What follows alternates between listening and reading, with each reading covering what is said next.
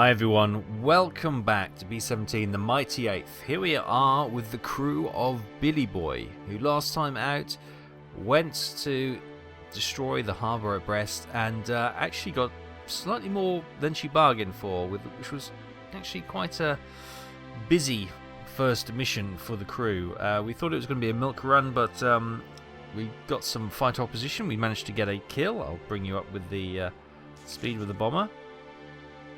Mission 1 complete. We managed to score a kill. Staff Sergeant Free on the tail gunner managed to shoot down a FW-190, which is fantastic, and the Brest Harbour was totally destroyed, so it was a really good first introduction. However, we took some damage from flak, and at one point pointing directly vertically down towards the hard stuff, but thankfully we managed to get out and managed to limp the aircraft home. Repairs are being conducted and we've been given the approval to fly, so let's head into the briefing and find out where we're going today. So welcome to briefing, everyone. It is March the 4th, 1944. The Heald Oil Production Facility is our primary target. The WWII Oil Production Facility has been selected as the secondary target. Tertiary target is selected as the Eurotank Oil Refinery and Storage. Ordnance selected will be 6 times £500 general purpose, 12 times £100 incendiaries, and the distance to the farthest target is 1199 miles. It's quite a long one, this. For this we will be escorted by 2 squadrons of P-47s.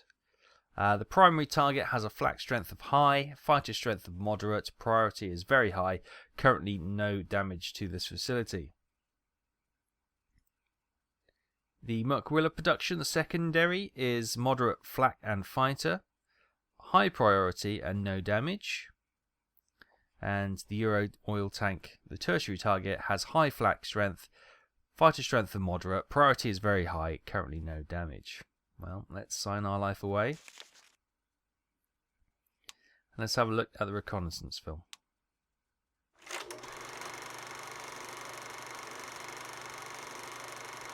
So it looks to be out in the countryside, which will certainly help. You can see the town to our right and our left there, but we're in a stretch of countryside, which shouldn't make any wild off-target bombs fall safely. You see the big cooling towers and the oil tanks, the storage tanks, and all the pipe work.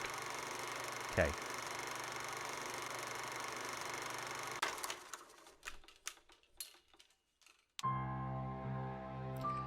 One final look at the map, see where we're going. So we're taking off, heading up here, flying over the islands off the Dutch coast, and then turning in. So we've got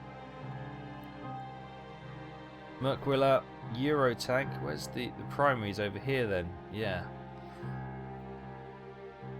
Okay. Primary, yeah, it looks slightly easier, the primary, when it's in terms of flak. We might see if we can skirt around these flak fields, save flying straight through them, come down through this flak field and maybe try and skirt around this one. That will probably put us into the hands and the range of a lot more of these blue dots. These blue dots signify enemy fighter bases, so we'll certainly get at least 3 fighter bases scrambling aircraft up to intercept us, but I suspect we might have 4, 5, 6, possibly 7. Who knows? This could be a bit of a dangerous one. So we'll load double ammunition and see how we go. So Billy Boy's crew start to turn her on and switch the engines, get them warmed up, and you can see we have a bomb insignia and 1 black and grey cross signifying our kill, and obviously the yellow bomb signifying our first mission completed. Only another 24 of those little bomb markers we need, and then we can go home. Seems a long way away for the moment. Master switch on.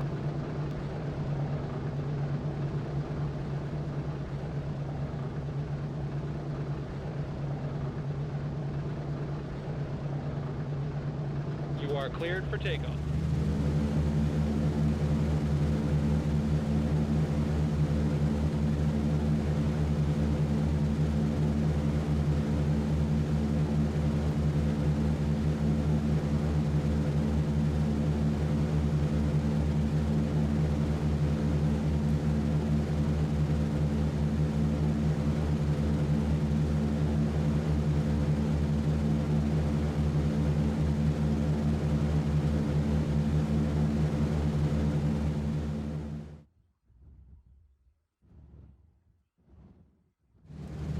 Okay, welcome back everyone. Right, just a little bit of a status update. We've managed to get everyone up in the air and we're heading towards target now.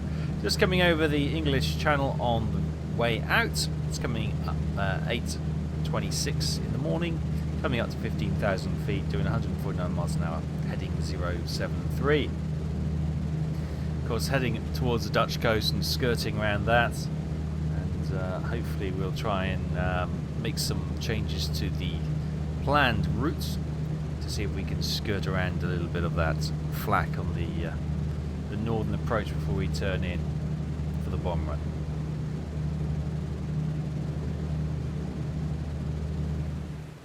Okay, we're at the decision point. Weather at primary target is believed to be fair with 5/10 cloud at approximately 5,000 feet. Okay, so it looks like the primary is on.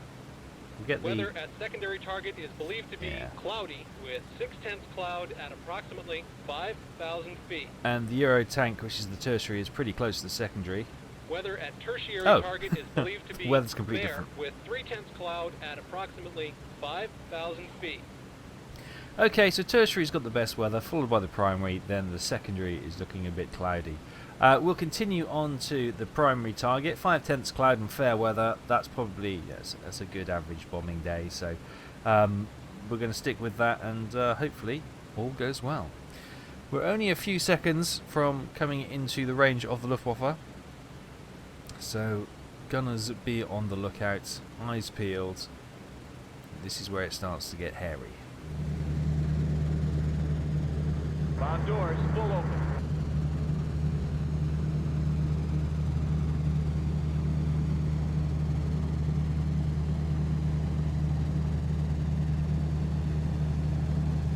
Well, we've made it to the bomb run without any enemy opposition, which is not going to last very long. The worst case scenario now is that we're going to be attacked while we're on the bomb run and we can't do any manoeuvres. So we're not only going to get flak, we're most likely going to get attacked by the enemy fighters as well. Okay, the bombardiers put a... Oh, look what I can see just there. Enemy fighters coming up. Typical, isn't it? So looking forward, the target's over here somewhere. Let's have a look, where is it? Okay, it's in this bit here. This is where the target is looking. Like it's located. Ooh, a bit of turbulence there, but yeah, we got a little bit of time before we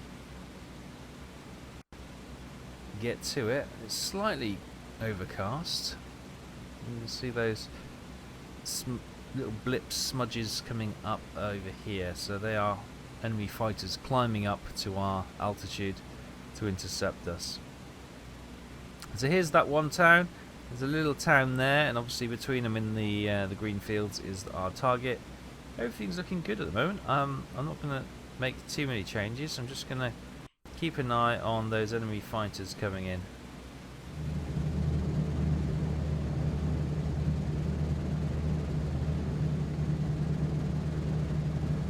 Of course, one of the challenges with the enemy aircraft coming up in front of us is that the forward-firing guns on this aircraft, and the entire squadron in fact, is currently not being manned because all the bombardiers are manning the northern bomb sites. Right, things are looking good. I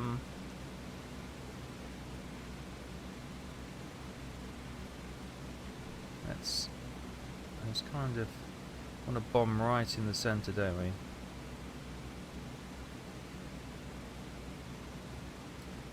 We'll set it there for the moment. Again, we might set the bomb drop quite short. Try and get all the bombs clustered together. We're not bombing left to right, we're bombing straight across, so yeah. We're only going to bomb a small section of it. Let's make sure that's a good 100 foot deep, the crater. So let's minimise that. Yeah, there you go. Real quick drop of all the ordnance. So you'll probably see... Oh, this is the way the look, there's the wiggle. So this, oh no, it could be that way. We'll know which way the reconnaissance film was once the we start seeing a little bit more of the detail. If the cooling towers pop up on our right hand side, or the right hand side of the target, we know we're going the same direction as the reconnaissance aircraft filming. If they pop up on the left side of the target, then we know we're coming from the other side. Here comes the flak. Not too bad, light.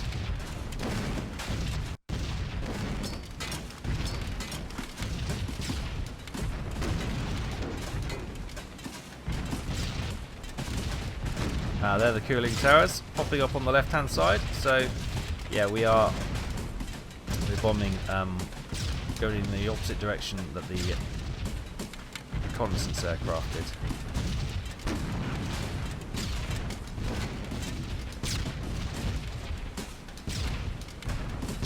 This is going to drop huge mass in the middle of this target. Well, we might not be hitting the large cooling towers, you know, it's the storage tanks and it's the pipe work which we can really cause some damage with.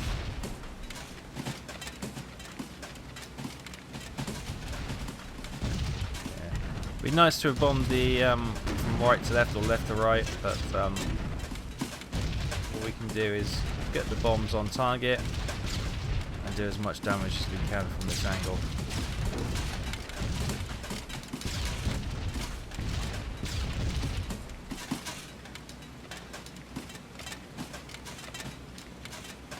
Thankfully, the Luftwaffe hasn't. I spoke too bloody soon.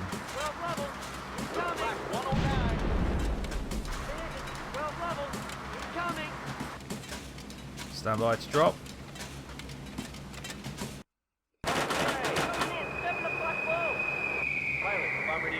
So here is the target. You shall see from the right, or the upper top right to the bottom left, the shadows of the formation flying over.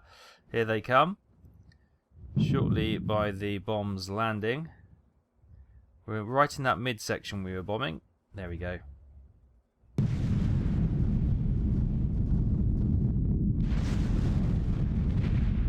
Yeah, some strayed. Obviously, we dropped all our bombs quickly, and you can see our big cluster of bombs here, and the rest of the formation have just kind of carpet bombed a little bit. But yeah. Damage, significant damage to the target, not completely wiped out, but not too bad. Back to the formation, and our number 2 engine is smoking. We've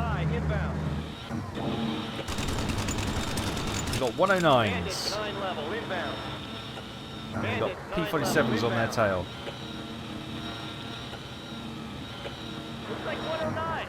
Yeah, just said that. Ooh.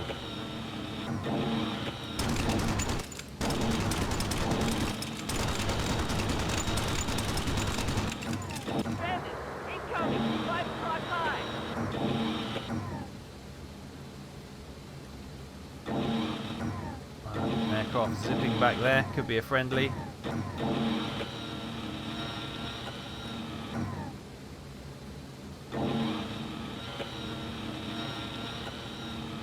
Fortunately, the bombardier can now switch to the chin turret so we can defend. Here he comes.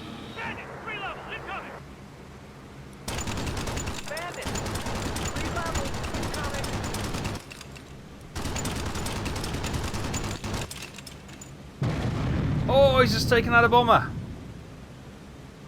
He's just kamikazed.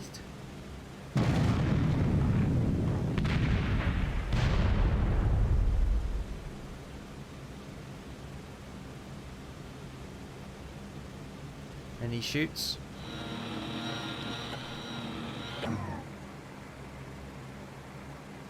Bandit, 1 o'clock, level, coming in.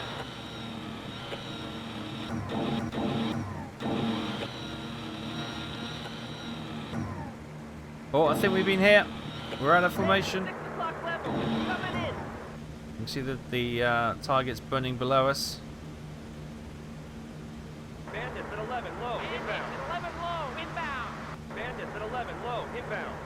We're in trouble. Oh, it's 190s. This is not what we need. We've got serious damage.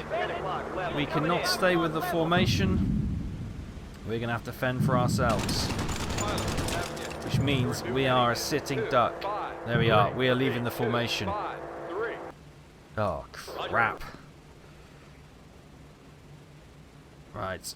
This is going to be a fight for survival now. You know, you can see the burning targets. Well, we can when we're not nosediving.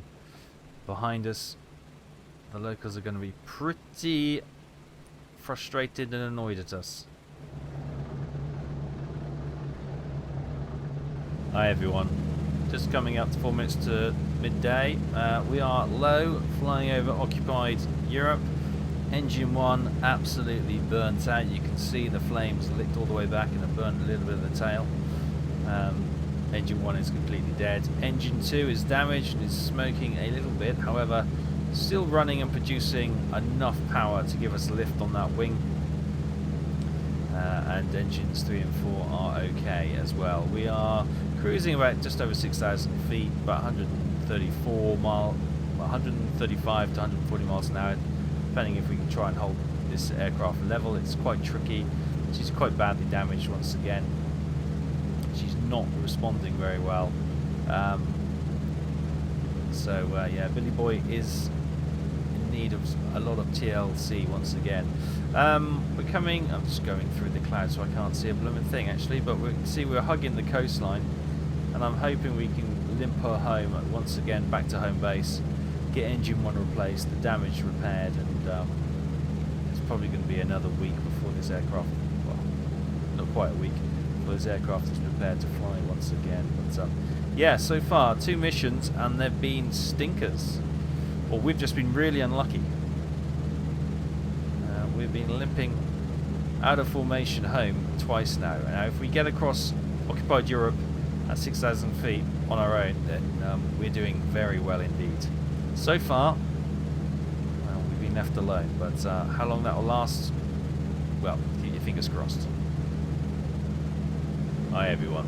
It's just coming past 11 minutes past 1. It's an hour after our last update. Good news is we've crossed much of occupied Europe now. We're coming up to the Dutch coast here. Blighty is over there on the horizon somewhere. I think the worst of it is behind us, he says. We've limped this aircraft for about an hour and a half now. Things are, well, we've kind of got us stable. As long as we don't hit any turbulence or anything and just kind of jogs are all over the place, then we have to try and gain control. Our pilot did go down with some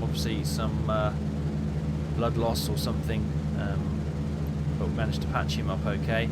Don't forget we are flying with a replacement radio operator as well, so he's here for the first time. But yeah, we're going to try and cross the channel out with the North Sea and hopefully get over British soil in the next hour. Welcome back everyone. Bit of an update. That's the English coast down there. About 55 minutes after we last spoke. Yes, we've just crossed the North Sea and we're heading over British land, British territory.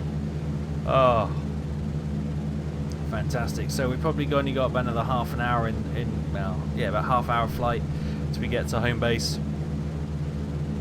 We're not going to stand on ceremony. We're going to go straight in and try and get her down as soon as possible. You'll notice I've climbed up to 15,000 feet. I may have been up that over Europe as well. It was getting a little bit dicey down at 6,000 feet to try and keep her handling straight. She seems to be handling a lot better up here. And if we do have any glitches, then of course we've got a lot of space separating us between us and the ground to actually correct it, so it gives us a little bit of a leeway there. I have managed to transfer fuel from tank 1, which obviously serves engine 1, which has not been used for some time, into engines, tanks 3 and 4, which is not only helped because those 2 engines are working overtime to compensate for the dead engine 1 and the less than optimal running of engine 2. Engine 2's is quite fuel economy is quite good at the moment because it's not really pulling in too many horsepowers, and it's kind of doing its thing. So yeah, we've moved the fuel from 1 into 3 and 4. That's also helped with the weight distribution a little bit, so the aircraft is a little bit more stable, which is also a bit of a plus. So we're going to continue on now, and hopefully next time you join us we'll be preparing to land and bring Billy Boy home after another harem scarum mission. Oh, that could be a home base over there. Right, let's let the aircraft drift over, and we'll go and check it out. Orbit and wait for landing. Oh, it is. Oh, happy days. I am not going to wait for landing clearance. I may just check out which way they are landing, pick an unused runway and just try and get it down. Right, let's see if landing gear is damaged. It is. It is indeed. Right, let's get our engineer on that, see if he can get that manually lowered. Engineer is on that now, trying to get that cranked down. I don't see much in the way of activity. So there comes the landing gear down. So let's deploy flaps.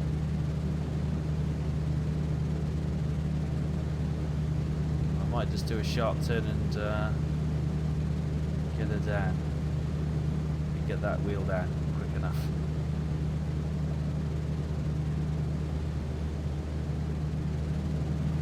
Oh, she wants to tombstone. Let's not let her do that. Wheel almost fully down now.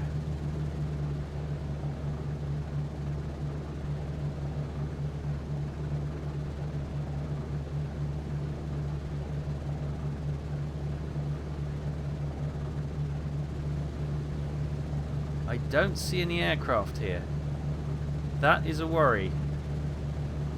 There's no way we beat the formation back. I'm losing control, so I'm going to have to give it a burst of power. Right. Halfway down the runway. Oh, I'm not going to go around. We're just trying to... Oh, oh, that was heavy. That was heavy, but she's down. God, that was horrible. That was horrible. She just... It felt any minute she was just going to stall and head over, so... But at the same time, I couldn't get the lift out of her. She just wanted to float. I'm just going to get onto one of these parking spots over here. Parking ramps. Yeah, there's no aircraft here. That... I am worried about that. That is not a good sign. There's no way we beat the formation back. Yes, we did straight line, and the formation were going to take some evasive maneuvers, but they should have been back way before us, with our 3 engines and 1 smoking badly. That is a concern. Right. Good land. Taxi to hard stand. Let's get these engines shut down, and we'll head into briefing. Welcome to debriefing. The tone of the music suggests this is not going to be pretty reading. Oh crikey. Debriefing summary. March the 4th, 1944. Target was the Heldy oil production facility. Distance flown is bugged out because obviously we can't calculate it on that flight home. Bombers lost missing 5. Enemy fighter shot down 7. The only positive to come out of it is the bomb damage estimate totally destroyed. Crew injuries suffered. Second Lieutenant Rose received a light wound. There is the target damage information. So no promotions awarded. You don't get any. It's a slight bug in this game. Medals awarded. Second Lieutenant Rose got a Purple Heart. That's obviously for his injury. Missing crews accounted for. Memphis Belle crashed in enemy territory. All aboard were lost. I wonder if that was the one where we saw the 109 the damage 109 career into a bomber. That could have been the Memphis Belle. Potentially. All-American. Crashed in enemy territory. Could have been All-American. All aboard were killed. Guardian Angel. Crashed in enemy territory. All 10 aboard were killed. My goodness. Liberty Belle. Crashed in enemy territory. All 10 aboard were killed. Mother and Country. Forced landing in friendly territory. 2 active. Palmer and Compton. 8 wounded in action. Oh, that's better. Okay, so Mother and Country, she was forced landing in friendly territory, but the crew survived. That's something. That's something. Let's have a look at the post-reconnaissance film.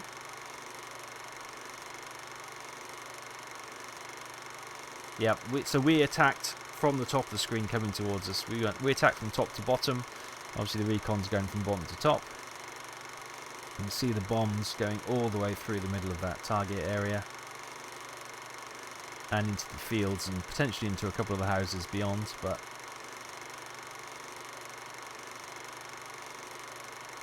nice. Oh, and with that sad and depressing news that most of our squadron that was sent up have been lost, the Ghost Squadron, which is the squadron on the other side of the base, don't know how they got on. As we slump into our chair, let's read the information. Billy Boy, serial number 4231033, has completed 2 missions and has also claimed 2 enemy aircraft kills. She's mechanically A status, which means she's good to fly again, which I can't believe with an engine dead. History, Mission 1, last time out, 3 destroyed the 190, and we got it totally destroyed at the Brest Harbour. Mission 2, the Healed oil production facility, totally destroyed once again. Fighter shot down. Staff Sergeant 3 got another 109. Sorry, well, another 190, beg your pardon. So he's got 2 kills now. Rose got the light wound and received a Purple Heart. Hopefully he's not going to be out for too much longer. What position does Rose? Rose is our pilot. Oh yes, I did say he went down, didn't I? Popping outside to check on the bomber. That's a blackened engine. Yeah, engine 1 will completely need to be replaced, and potentially there could be some surface structure of the wing that needs to be replaced as well. 2 missions, 2 aircraft kills. Billy Boy is alive, but these it's not an easy opening to her tour of duty for sure. 2 tough missions, and I don't think they were designated to be tough missions, but they're proven to be in both times. Let's have a quick check up on our boys. So Van Buren was injured. He's the radio operator. He was injured last time, and I think he was due out in 3 weeks, wasn't he? 22nd of March, yeah. He's returning to the aircraft. And then we got Gary Rose, our pilot. He's the married one, of course. How's his flying? Piloting above average. I've been doing a lot of manual flying, so I'm hoping that should start to see the skills increase as well. He's due out. Obviously, he was injured on the 4th. He is due out 5 days' time. Okay, so he might miss the next mission, but should be back for the next one after that, hopefully. Depends how quickly we can get the aircraft repaired, of course. Have a look at the crew information file. Let's see how their skills are improving or decreasing. George Spencer, our bombardier. His bomb aiming is now excellent, thanks to 2 Deadeye totally destroyed target. We've been the lead flight on both of them, and we'll continue to be the lead flight as long as we're alive. It's just the way the mechanics work. So our bombardier has excellent bomb aiming, which is fantastic news. That's been going well. Rob Thornell, our navigator. Navigation is now above average. I don't know if that was just average before, or maybe it was above average previously. Morale is below average, which is not surprising after that last mission. Our pilot, obviously, we know is receiving medical treatment. Co-pilot Marcus Ledesmacki. He's got piloting as good now, which is good. Morale is average, and he'll probably be our senior boy next time. Brian Brugin, our engineer and top turret gunner. Gunnery is now good. Technical is above average, and morale is above average. Obviously, he's had to lower the landing gear manually today. He had to do some fuel transfer today, and last time out, he also had to manually lower and raise the bomb bay doors, didn't he? So yeah, he's been active. Paul Shantz, who is our radio operator, he's our replacement. Below average gunnery, no piloting, poor bombing and navigation, above average first aid and technical, so that's good. So we'll know Paul can certainly get around the plane and patch people up if we need to. That's good to know. Our bull turret, Joe Hall, above average gunnery now, above average morale, which is also pretty cool. Left waist, James Patterson, average gunnery, above average morale, which is something, I suppose. Not much change here. Above average gunnery for Jeffrey Schmidt, our right waist gunner. Below average technical and below average morale. Now, Michael Free, our tail gunner, who has 2 aircraft kills to his name. Above average gunnery, and he's average morale. I thought he'd be a little bit more cheery with 2 aircraft kills to his name. So there we have it. That is where Billy Boy is currently. 2 missions down, 2 enemy aircraft shot down, half the squadron wiped out, and we need to get engine 1 replaced and some more patching done to Billy Boy before she's airworthy again. Hopefully that won't take too long and we'll be up in the air before you know it, and I hope you join us for that 3rd mission. Hopefully it's going to be a little bit easier this time. Thanks for watching. I'll see you next time. Bye-bye.